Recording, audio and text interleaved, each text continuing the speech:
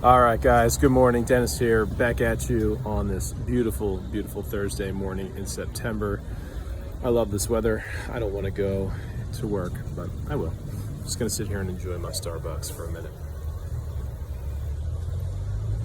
I'm doing a straight up quad espresso blonde, all right? Just sip it, enjoy it like a real man.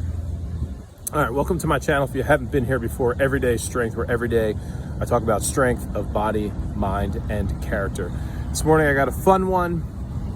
This debate has been going around a lot on the YouTubes and Instagrams recently, but it's a debate that's been going on forever, and it's squat depth. Squat depth, and then we'll also talk about high bar, low bar squat, okay? What is the optimal way to squat? You know, maybe you're watching Dr. Joel Seedman and you're convinced that you should do 90-degree eccentric isometrics. He's got you completely sold. These are the optimal way to squat. Or maybe you like Clarence Kennedy or something like that, and the Olympic weightlifters, and you think ass to grass, as low as you could possibly go, is the best. And actually what made me talk about this morning is, so I was in the gym doing high bar ass to grass squats, and right next to me on the platform was a woman I don't know before. I've never met her before, and she was clearly doing Dr. Seedman's workout.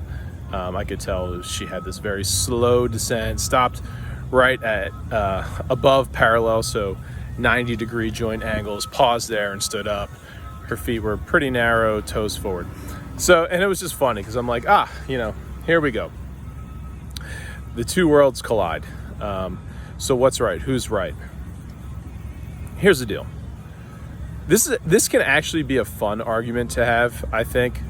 But if you get caught up in debating the science, the evidence, you're approaching the argument wrong, and you will be driven mad. You will be driven mad. Period. What matters is your intent. What matters is what inspires you. Here's the truth. The body will adapt to anything. Period. Full stop. Your body will adapt to anything. There's no right or wrong. If you put a man alone in the woods with a squat bar and let him just figure it out, there's no telling what he would come up with. But it wouldn't be right and it wouldn't be wrong, but he would be stronger. So what inspires you? Do you watch Joel Seedman and think, this is very motivating, and I'm gonna get up and I'm gonna go in the gym tomorrow and work hard now because I feel empowered, because I think I can do that workout, and I think I can put work into that program and grow. Awesome. More power to you. Are you inspired by an Olympic weightlifting program, high bar, ass to grass squats, to the point where you'll show up and you'll put in the work for that every day? Awesome. Do it. Are you inspired by powerlifting, where you want to learn how to low bar squat, starting strength, and you want to chest down, hip drive on the way up? Awesome. Do it. Okay? Do it. And stick with it. You will adapt. Now, you're going to need to start where you're at. You're going to need to start too light, and just know you should not be in pain during your workout. You should not be in pain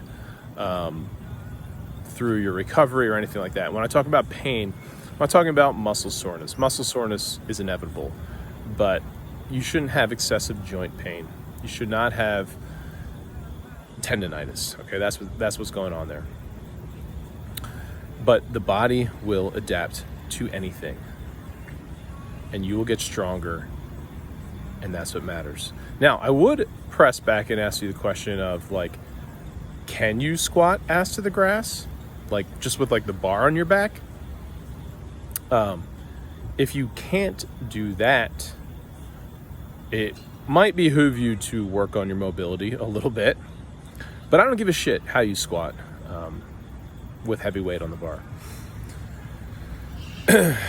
Are you going to a competition? If you're going to be an Olympic weightlifter, you need to learn how to squat low if you're going to get under that bar. If you're going to be a power lifter, you need to at least get below parallel so your lifts will be good. But outside of that, I don't fucking give a shit. And actually, I've done them all, and I've seen benefit in all of them. You know, they're all their own unique challenges. But, you know, pick something and do it for a while. Guess what, guys? Nothing's forever. Run the whole Seedman program. I don't care. And then figure out what you want to do next. How am I going to squat during my competition? I actually don't know yet. I haven't decided. I was experimenting with low bar squat and just getting, you know, my hips below parallel, wide stance, like the true powerlifter squat. And I was definitely stronger, at least for the few workouts where I did it.